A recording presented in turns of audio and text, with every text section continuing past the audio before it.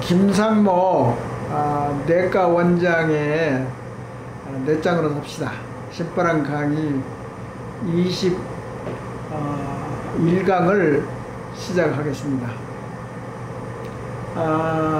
오늘까지 강의에서 1번과 우리의 의식구조의 차이와 자아자부심의 차이, 그런 것도 논했고, 그 다음에 앞으로 이 강의가 지금 20강을 넘었는데 지금 아직도 총론에 대해서 이야기했고 강론에 대해서는 아직 시작을 안 한 겁니다. 그래서 뭐 50강이 될지 뭐 확실히 잘 모르겠습니다만, 총론적인 강의는 이 정도로 아마 마치고 다음 강의부터는 강론으로 들어가서 하나씩 알기 쉽게 또 이야기하고 그 스토리에 관련된 거, 그런 것을 더 경청할 수 있도록 노력을 하겠습니다. 사실 이 학문은 상당히 어렵습니다. 왜냐하면 우리가 이런 학문에 대해서 과거에 경험을 안 했고 접촉을 안 했고, 그렇기 때문에 좀 어려운 건데요. 이게 알고 보면은 자기 주의하고 자기 자신에 대해서 많이 일어날 수 있는 일상적인 일들입니다. 근데 우리가 이제 그런 학문을 접촉하지 않다 보니까 어렵게 생각하는데, 사실 날마다 이런 일들은 일어나고 있습니다. 예를 들어서 우리나라 사람이나 외국 사람 다 마찬가지입니다. 일상생활에서 결정을 몇 번 한다고 생각합니까? 화장실에 갈 건가 말 건가, 그것도 결정입니다. 이제 그런 것에서부터서 아주 수많은 결정을 해야 됩니다. 하루 동안에. 그러면은 예를 들어서 뭐 2000번을 결정을 해야지 일상생활을 한다. 근데 결정이라는 그 자체는 순간적인 생각을 인지하고 인지를 해야 된다. 첫째, 그 단계가 다 있어요. 행동을 하면은 항상 인지도 종류가 많습니다. 첫 단계, 둘째 단계, 5단계까지 있다던가요. 그렇게 복잡해요. 인지라는 것은 안다는 그 인지가 머리에 각인을 하고 알고, 인지 자체, 생각 그 자체도 여러 가지 형태가 있다. 그리고 또 그 다음에 단계가 이제 결정을 하면은 액션이 들어가지 않습니까? 액션을 어떤 방식으로 빨리 할 건가, 늦게 할 건가, 어떻게 해야 될 건가. 이제 과학적으로 그런 것이 다 뇌과학에서 다 연구된 바가 있기 때문에 이런 말이 나올 수 있는 거고, 그 다음에 액션을 하고 얼마나 의지력을 강하게 발휘하느냐. 그 의지력은 자기는 최선을 다했다고 하는데, 그러면 어떤 기준에서 당신이 최선을 다했다고 할 수가 있는가? 또는 이제 액션을 취했을 때 그 결과에 대해서 얼마 동안 노력을 해야 되는지, 얼마만큼의 의지력을 가지고 얼마만 때 전력 투구를 해야 되느냐, 자기의 초기 자본기가 완전히 소실될 때까지 해야 되느냐, 중간 정도 망해가지고 그만둘 건가. 예를 들어서 그 아웃컴, 그 행동을 하고 나서 결과가 어프리시에이션, 그러니까 평가를 한다고. 이게 정말 내가 성공한 건가, 성공하지 않았던가, 손해를 봤던가, 정말 이런 것을 보람있게 성취했기 때문에 자아자부심이 생긴다. 그러니까 자아자부심의 제일 중요한 애는 부모님이나 주위 사람들이 당신은 괜찮은 사람이다, 뭐가 좋다 나쁘다 그런 것도 있지만, 사실은 어떤 일을, 행동을 실천을 해가지고 조그만 이게 현실적인 목표와 그 다음에 희망을 가지고 노력한 결과에 조금만 성공을 하지 않습니까? 했다고 생각하면 그게 자신감이 생기는 겁니다. 거기서 출발점이 될 수가 있습니다. 그러니까 항상 노력하고 전력 투구하고 도전하고 창의적을 발휘하고, 그 다음에 결과를 더 월등하게 나타낼 수 있는 그런 능력들을 기르자는 것이 자아자부심의 이게 초점이 되고 있습니다. 그래서 근데 이제 한 가지 조금 이제 곧바로 고칠 것이 하나 있는데, 얼마 전 강의에서 내가 여기 히드라 모델을 소개를 했습니다. 근데 이 히드라 모델은 상상의 개인 자아의식을 상상의 히드라 모델이라고 이제 발표를 했었는데, 이것은 저의 고유한 나의 창조 작품입니다. 근데 이제 나도 자아 자부심에 대해서 모르기 때문에 내 머릿속에 영감을 얻어가지고 만들어낸 건데, 그리스 신화 시대에 히드라는 동물이 우습게 괴물같이도 생겼고, 그리고 우리 뇌는 말이죠, 복잡하고 대단히 복잡한 기관입니다. 사실 뭐 천사부터 뭐 하여튼 뭐 악마까지 뭐 모든 것이 다 수용할 수 있는 그런 능력을 가지고 있는 엄청나게 무제한의 능력을 가지고 있는 뇌인데, 그것을 이게 한 장의 도표로 이렇게 다 설명하기가 상당히 어렵습니다. 그리고 생활도 변화도 빨리 일어나는 이 시대, 또 생각도 다양하게 엄청나게 많은 다양성이 있고, 그래서 모든 것을 맞춤형 형식으로 너는 틀리다, 내가 맞다, 그렇게 이야기할 계제가 되어 있지 않습니다. 이 세상은 지금. 그렇기 때문에 이런 것을 되도록이면 중요한 도표이기 때문에 정신문화의 하나의 중심 축이 되고, 이것을 이용해서 더 이해가 빨리 되고 수용을 더 할 수 있게 하기 위해서 만들어낸 도표이기 때문에 더 알기가 쉽고 잊어버리질 않습니다. 이것은 개념을 이야기하기 때문에 절대 잊어버리지 않습니다. 내가 이걸 외우라는 것은 여기도 다 도표가 많이 있지만은 절대 필요 없는 외운다는 것은 혹사하는 겁니다. 이게 복잡한 뇌인데 거기다 외우라고 하면 외워지겠습니까, 그게?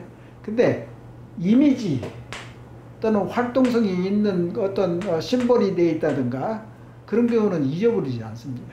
그러니까 이 도구가 아주 좋은 이제 디자인인데, 먼저 여기에서 이제 여기에 있는 이제 예를 들어서 돈키호테 내가 예를 들었습니다. 그때 돈키호테는 우리가 알기로는 이제 상당히 우스꽝스러운 캐릭터를 가지고 있는 걸로 알고 있는데, 나는 이제 거기서에 대해서 잠깐 깜빡한 사이에 내가 그 돈키호테의 저자가 세르반테스 아닙니까?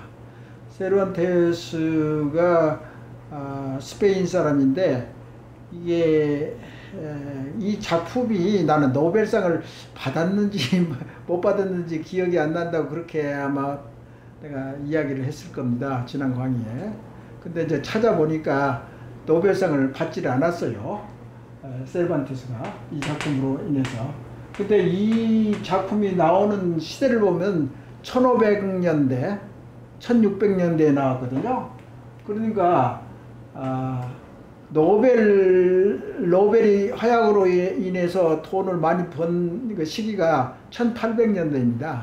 돈을 많이 모아가지고 노벨상을 이제 시작했는데, 그 노벨상이 만들어도 벌써 200~300년 전에 나왔던 작품이기 때문에 물론 노벨상을 못 받죠. 내가 알기로는 노벨상은 살아있는 동안에 수여하는 걸로 알고 있거든요. 그게 맞는가 또 모르는 모르겠습니다. 그게 맞을 겁니다. 근데 그렇게 비슷한 것이 있는데, 예를 들어서 내가 알고 있는 지인이 있는데, 그분은 육사를 나왔는데 별을 못 달았습니다. 왜 그러냐면은 중간에 가다가 유암 수술을 받았어요. 근데 멀쩡하거든요, 모든 지구력이나. 근데 별을 못 달았습니다. 장군을 못 달아서. 근데 왜 그러냐고 이제 알아봤더니, 그렇게 별을 달 수 있는 사람은 살아있는 사람, 그 중에도 몸에 병이 없다든가 그런 이제 부담이 없는 사람, 건강한 사람이 이제 대령 중에서 별을 이제 수여를 할 수 있는 자격이 있답니다. 그런 것도 있고, 부상을 당하다든가, 그러니까 죽으면은 예를 들어 군인이 장군을 못 되죠. 대령에 뭐 10년이 가도 20년 가도 결국은 그런 뭐 기울이 있는 것 같습니다. 노벨상도 아마 살아있는 동안에 업적을 남겼을 때, 그렇기 때문에 그 노벨상의 아이디어는 20대, 30대에 일어나는 것을 일생 동안 공부를 해가지고 실험을 하고 반증을 하고 주위 동료의 과학자들의 공인을 받아야지 이제 결국은 성공한 것으로 판정하기 때문에 시간이 걸리기도 하고 그러는데, 하여튼 찾아보니까 돈키호테는 노벨상이 제정하기 한 200년, 300년 전에 일어났던 일이기 때문에 노벨상을 세르반테스가 받지를 못했죠. 근데 당시에 이제 또 슬쩍 보니까 셰익스피어는 아주 유명한 문학가지 않습니까? 근데 노벨상을 못 받았잖아. 똑같은 케이스예요. 근데 이제 뭐 찾아보니까 돈키호테 세르반테스가 죽은 날짜하고 셰익스피어가 죽은 날짜가 똑같더라고. 뭐 그런 것은 뭐 여담인데, 근데 이제 세르반테스의 그때 당시에는 스페인 무적 함대가 영국의 넬슨 제독이 이끄는 함대에 의해서 완전히 격파돼 가지고 그 스페인 전성기를 마감하는 그 이후에 많은 스페인 국민들이 한을 품고 이제 좌절자가 되고 또 프라이드가 적어지고 자아 자부심이 완전히 땅에 떨어지고 그래서 쇠퇴의 길을 걸었다. 그 와중에 이제 이 세르반테스가 이제 돈키호테의 우스꽝스러운 캐릭터를 이제 제시했는데, 그런데 그것도 의미가 있죠. 사람이 항상 뭐 정도로 가면은 뭐 무슨 뭐 특이성이 있겠습니까? 그래서 이게 공부를 자아자부심에서 이제 공부를 해보니까 항상 어렸을 때라 유아기 때 특히 배고픔을 엄청나게 많이 겪은 자녀들이 성공한다는 거예요. 그러니까 이제 행복을 쭉 유지한 사람은 비교가 되지 않습니다. 어려운 것을 지나지 않았기 때문에 비교를 하지. 뭐든지 행복이라는 것이, 만족감이라는 것이 상대적이지 않습니까? 그러니까 여유 있게 쭉 가는 사람들은 뭐 어떤 계기가 있어야 됩니다. 어려운 것을, 배가 고프다든가 자아 자부심이 완전히 땅에 떨어졌다든가 소진됐다든가, 예를 들어 자아 자부심이 지금 고갈 시대에 있다고 그러잖아요. 하도 자아 자부심을 막 부르짖으니까 요새는 그게 해봤자 별것도 아니고, 그러니까 먼저 소개했었던, 지난 강의에 소개했던 아들러의 미움을 받을 용기, 그걸 추구하라. 그 말은 뭐냐면은 자아 실현을 하려면 엄청나게 고생을 하고 진력을 다해야 하고, 그러니까 인생이 살아서 그렇게 할 필요가 있느냐. 그런데 그런 것들도, 예를 들어서 이 자아 자심을 자기 자신이 깨우치는 어려움과 고난을 거치고 여러 가지 하기 때문에 이게 성경이 되면 이제 완성이 됐고, 그것을 실천했기 때문에 거기에 따르는 자부심이 생기는 겁니다. 그러니까 어렸을 때부터 배고픔이랄지 또는 이제 인내력이랄지 용기랄지 도전정신, 뭐 먼저 강의에서도 이야기했지만 운동하는 사람들은 얼마나 메달을 향해서 돌진하고 인내하고 또 하고 또 연습하고, 또 그것이 보통 그게 의지력을 가지고 않고는 어렵잖아요. 그 무슨 일이든 마찬가지입니다. 그래서 고난을 경험한 사람만이 그 행복과 성취감을 느낄 수 있지, 그렇지 않으면 그게 자체가 성립되지 않습니다. 그래서 이제 그렇게 이제 이야기를 했었고, 돈키호테나 중국의 아큐, 여기는 이제 상당히 차이가 있죠. 이건 1920년인가 10년에 중국에 일어났던 루시가 저작한 아큐 정전이라는 작품이 있습니다. 거기에 보면 자아 자부심에서 아주 적나라하게 나온 거거든요. 거기서 나약한 현실적이고, 여기 보면 자아 종류가 이게 많이 써놨는데, 보통 그러잖아요. 정신학 공부한 사람들은 나 자신은 누구인지, 그러면 나 자신이 누구인지를 판정하는 그게 개인의 노력이 자아탐구입니다. 나를 점검하는 거죠. 좋은 점, 나쁜 점을 제대로 객관적으로 파악해보는 그런 기회랄지, 그런 반성의 기회, 참회의 기회, 그런 것이 있어야지 다음에 성공해서 그 행복감을 느끼는 거지, 그런 지구력이나 어려운 것을 헤쳐나가고 땀을 흘리지 않고 어떻게 성취감을 느낄 수 있습니까? 그러니까 교육이가 뭐가 되냐, 스스로, 또 더 중요한 건 자꾸 아웃사이드에서 자꾸 이제 이게 푸시를 해가지고 공부해라 공부해라면 절대 안 됩니다. 그렇게 생기는 공부는 이제 쓸데도 없고, 요새는 타이밍이 굉장히 변화가 빠른 시대에 그건 뭐 외워봤자 아무 의미가 없습니다. 단 그렇게 공부하는데 개념을 심어주고 틀을 심어주고 자아 자부심의 틀을 만들어주고, 그리고 인생에 내내 이것을 이용해서 쓸 수 있고, 아마 이 히드라 모델은 아마 제 강의에서도 몇 번 이야기하기 때문에 많이 기억을 할 겁니다. 근데 너의 자신 안에 또 다른 너가 있다, 그런 말 많이 들어보셨죠? 그러니까 자기 안에 또 딴 자기가 또 있단 말이에요. 그러니까 그 자아가 두 개가 있는 사람도 있고 10개가 있는 사람도 있고, 예를 들면 여기가 이제 히드라 모델에서 강하고 참된 자라고 그랬잖아요. 근데 여기에 이제 정상적인 이상적인 개인 자아의식의 이제 나란 말이죠. 또 다른 나는 예를 들어서 약하고 왜곡된 자아, 그러니까 이게 정상적인 참된 자아가 아니고 왜곡되어 있단 말이에요. 그것은 정신학적으로 자아 디펜스 메커니즘, 방어 기전에 의해서 예를 들어서 체면을 치른다든가 허세를 부른다든가, 그건 전부 다 거짓으로 포장된 겁니다. 자, 그런 자아가 있고 약한 자가 있고, 그런데 이제 자기가 자기를 판단하고 평가하는 경우는 일반적으로 자기의 이상자아를 가지고 자기의 현실적인 자아가 자기 몸 안에 다른 나가 있는 겁니다. 그러면은 이 이상적인 자기의 자아하고, 그리고 이상하고 다른 현실적인 자아하고 서로 디스커션을 하는 것이 내후에 자기가 자기를 이제 물어보고 대답하고, 그런 이제 그게 이제 다 참고 그런 과정인데요.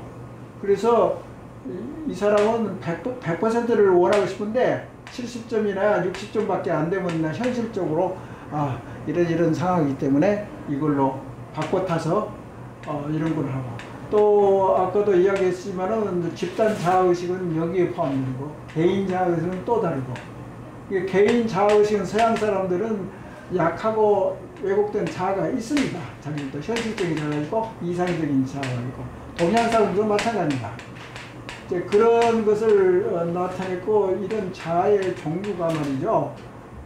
감성적인 자아가 심한 사람도 있고 이성적으로 강한 또 자아가 있고, 각각 다릅니다.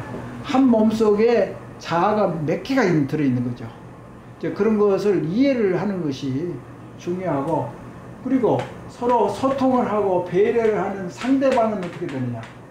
상대방의 히드라 모델은 예를 들어서 여기가 내가 예를 들어서 아큐라고 생각하자 말이에요. 아큐도 약한 자아와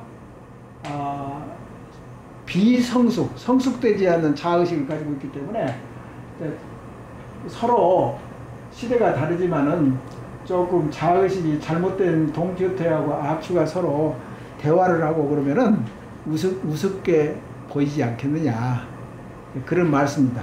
동시에 이게 우리나라의 자아, 상대방이 됐든지 사회 국가의 자아의식이라고 한다면 여기가 일본이라고 생각합시다. 그러면 일본하고 우리나라하고 자아의식이 다르기 때문에 달리 평가를 또 할 수 있거든요. 그러니까 국제적으로 자아의식이 다른 것은 다른 것을 이해하고 인정해 주다는 것이 민권입니다. 인권. 사람이라는 것은 각각 자아의식이 다르기 때문에 그 다르다는 것을 인정해 주는 거예요. 내가 그런 의견이나 태도나 선호가 다르기 때문에 너는 그런 사고가 있구나. 알겠다. 그게 이제 서양 사람들이 강한 거거든. 별로 말을 안 해요. 자기가 틀려도 그런 오피니언이 그런 이제 의견이 있는구나. 그 정도로 하지. 너는 왜 틀렸는데 막 멱살이 잡고 네가 틀렸다고 하고 싸움질을 할 필요가 없는 거죠. 그런 사람들은 미성숙된 자아의식을 가지고 있는 겁니다. 그러니까 일본에서 정신에서 어렸을 때는 예를 들어서 아마에 정신이라는 거 있어요. 아마에라는 건 어린애를 이거 얼려주는 거야. 그러면 애들이 그냥 좋아가지고 깨깨깨깨깨 묻지 않아요. 그것이 행복감을 느끼거든.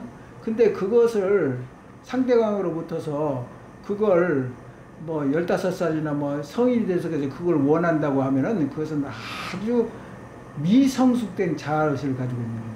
그 한 예로 영국병이라고 영국병이나 저기 중국에서도 그런 그 소설을 써가지고 유명한 사람들이 많이 있잖아. 소영국이라고. 그런 것도 재밌다고요. 그래서 제가 이야기하는 것은 이게 굉장히 복잡하다하지만은 결국은 상대하고 다른 것을 이해하고 또 자기 안에서도 자기가 만족스럽지 못하고 비애를 느끼는 자기 비하한 것은 이상주의는 이렇게 하는데 현실적으로 너무나 동떨어지면 자기가 자기를 굉장히 우울하게 판단을 한단 말이에요. 나쁘게 평가를 하는 거죠. 그런 게 자기 자신과의 대화에서도 자아 자부심의 차이를 느낄 수 있고 일부러 더구나 이제 상대방의 이제 소통을 하게 되면은 더더구나 더 틀린 점이 많죠. 그러니까 미국 사회에서는 다양성을 중요시하기 때문에 네가 틀린 애 안 틀린 애를 절대 이야기하지 않습니다. 생활을 해봤기 때문에 알죠. 안 하고 단지 내가 내 의견하고 다르구나 하고 아주 태연하게 아무렇지도 않게 지나가거든요. 그게 다름을 인정하는 거죠, 상대방이. 그게 엄청나게 차이가 많습니다. 한국에 그게 굉장히 많은데 여튼 자아 자부심 중에서 특별하게 일본과 연관된 것들이기 때문에 강의가 좀 길어졌는데 다시 총론이 됐든지 강론이 됐든지 다음 강의에 다시 준비를 좀 해보겠습니다. 너무나 지루하게 강의를 한 것 같습니다. 양해해 주십시오. 감사합니다.